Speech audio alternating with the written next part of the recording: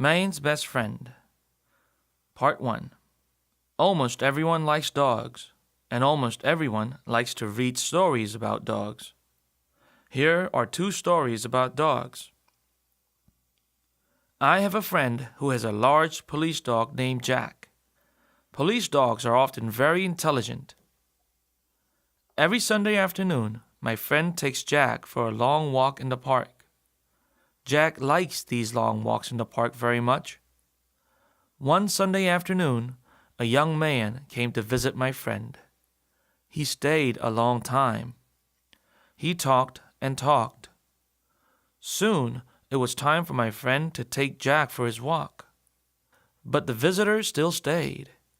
Jack became very worried about his walk in the park.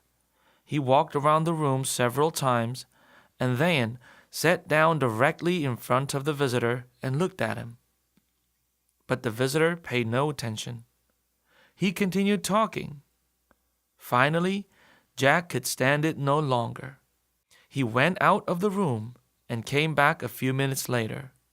He sat down again in front of the visitor, but this time he held the visitor's hat in his mouth. Part 2. Here is another story about an intelligent dog. This dog was a seeing eye dog. A seeing eye dog is a special dog which helps blind people walk along the streets and do many other things. We call these dogs seeing eye dogs because the dogs are the eyes of the blind man, and they help him to see.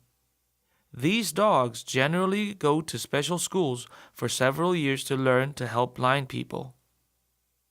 One day, a seeing eye dog and a blind man got on a bus together.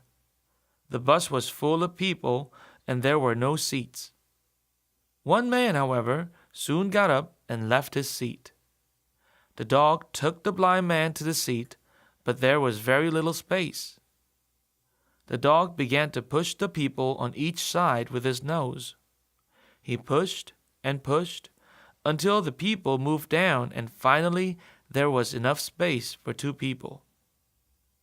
The blind man then sat down, and the dog got up on the seat at the side of the blind man. He lay down and put his head on the leg of the blind man. He was very comfortable and soon fell asleep.